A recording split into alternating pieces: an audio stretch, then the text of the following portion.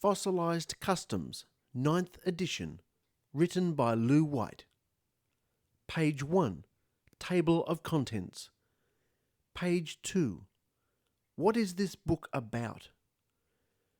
Primarily, it's about our walk, which explains the footprint on the cover.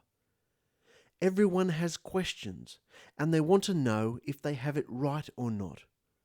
This book is intended to address the unanswered questions that lurk in the back of many people's minds. It exposes the lies and reveals the truth. The origins of popular customs have been a lifelong study of mine, and revealing them to others in a way that makes sense is my main goal here. To most, the information presented here will be new and shocking. Please realize that anything in this study can be easily verified, and I encourage you to do some research on your own. In this way, you will have facts that you can believe rather than just mysterious traditions. Try to be objective and not filter the facts through what you've chosen to believe or a denominational bias. No one alive is responsible for having woven together the pagan designs we are embedded in. And even those who did it, I do not judge. As with any audience, there are those who will read this that are my superior in knowledge. But the plan of our Creator is so simple that being wise in certain specialized disciplines may be of little use. A small child can understand the secret that is locked in the scriptures, but when the meaning is distorted, comprehension suffers. There are dozens of excuses for maintaining the status quo, but once the truth is available to the average person, hiding behind lies invented by men long dead is useless. The distortions of the truth came about because paganism became mixed into it, and the bride, that's the wife of the Creator, was attacked along with the covenant, a marriage covenant. Religion shouldn't be about killing people who are different. The Inquisition burned and tortured millions of people to death for having just come in contact with a little truth. Now let's allow the facts to expose the Greco-Roman roots, or replacement theology. The true roots of our faith are Hebrew and are based on Torah. The Messiah is the mediator of the renewal of the covenant, which is the Torah written in our heart. If we turn to the left or turn to the right, we must listen to the voice of our teacher who says, "This is the way, walk in it." This book is written from a Nazarene Israelite perspective, a restoration of our Israelite roots, engrafting into Israel. In Jeremiah or Yirmiyahu 8:7 says, "Even the stork in the sky knows her appointed times, and a turtle dove, and a swallow, and a thrush observe the time of their coming, but my people do not know the ordinance of Yahuwah." The people had stopped observing the appointed times, or Moedim, and had begun to observe the festivals of the Gentiles. Read chapters 7 to 10 of Yirmiyahu. Seek Yahuwah, all you humble of the land, you who do what he commands. Seek righteousness, seek humility. Perhaps you will be sheltered on the day of Yahuwah's anger. And that's Zephaniah chapter 2 verse 3. A reference to the new covenant. "I will give you a new heart and put a new spirit in you. I will remove from you your heart of stone and give you a heart of flesh. And I will put my spirit in you and move you to follow my decrees and be careful to keep my laws." And that's Ezekiel chapter 36, 26 to 27. Hypothesis. Due to compromise, syncretism, ignorance, confusion, and the intentional deceit of humanity by fallen spatial beings, mythological pagan designs were assimilated into the lives of most every person on earth. Unwittingly, humanity has embraced ancient Babylonian customs rooted in sun worship. The customs were reinvented so as to have different meanings, yet behind them remain the cunning ruses of an ancient spatial being who seeks to be worshipped by means of trickery perpetrated upon everyone alive. There is so much paganism active in cultures today, there can be no doubt that it was deceitfully placed into our traditions, then through fraud and disguise obscured with new meanings. This camouflaged paganism pollutes and rots the spiritual condition of all mankind. Yet a little flock has always held on to the true faith delivered to those set apart. Here, in the last days, the final message is now going out to the ends of the earth. This book is written from the perspective that there is a creator, as well as a spiritual enemy loose on earth, and that the scriptures of the Hebrew prophets are all true. Hopefully, this book will lift some of humanity out of the dense fog of history and awaken people who are dreaming as they walk into a new dawn of living. With an eternal perspective, love, the most powerful force in the universe, will save your life. A reference to the new covenant, or down the bottom it says, a renewed covenant, refreshed covenant, and in Hebrew, Brit Kadashah. You have received this information because you prayed for the truth.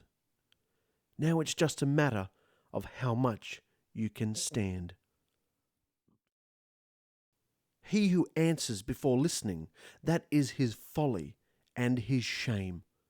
And that was Proverbs 18, verse 13. In this book you will discover the true origins of many cherished customs. They come from Babylonian sun worship, cleverly enculturated into Christianity over many centuries of darkness. Wreaths, branches, bows, and trees had been used by pagans as emblems of fertility, used to decorate during the winter solstice, thought of as the rebirth of the sun. In their mythology, Nimrod had died and become the sun, worshipped as Baal, the Lord. Marduk, Mithras, Ahura Mazda, God, Aton, Dagon. Later, the tree became the Canaanites' image of Asherah, and carried into the nations by the 10 lost tribes of Israel, the Samaritans. What is this tree really? Do research and you'll find out. Smell something funny, honey?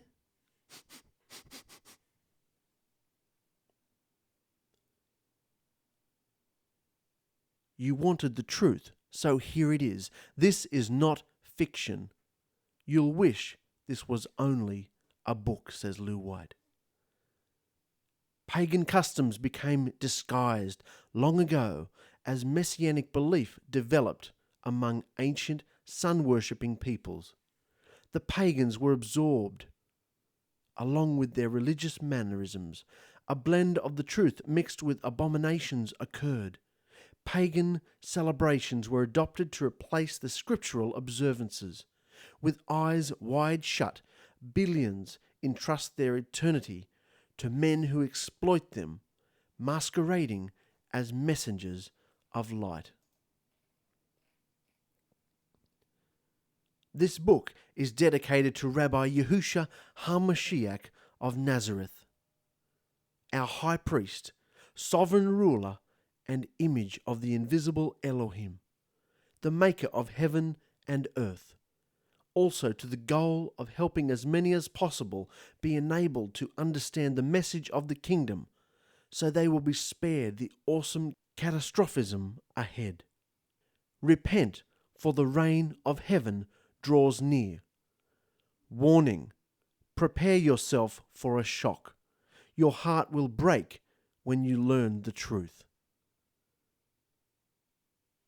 And just a note about Lou White. Lou is a graduate of the University of Louisville and has always been an avid student of history, culture, art, biology, cosmology, and has pursued a balanced, realistic understanding of who the creator of heaven and earth is and what he expects of his children, the human race. The facts need to expose the strongholds. There will always be those who will say, "My mind is made up. Don't confuse me with the facts." For the rest, prepare to be challenged and set free by the truth. The first thing that will go through your mind when you see the fire consume people around you will be something like, "Why didn't I do more to reach them with the truth, so this may not have happened to them?" And see 2 Peter 3 verse 7 and Zechariah 14 and Matthew chapter 3 verse 12 for more on that. This is what Yahuwah Shabuoth says. "In those days 10 men from all languages and nations will take firm hold of one Yehudi by the hem of his robe and say, 'Let us go with you, because we have heard that Elohim is with you.'" And that was Zechariah chapter 8 verse 23.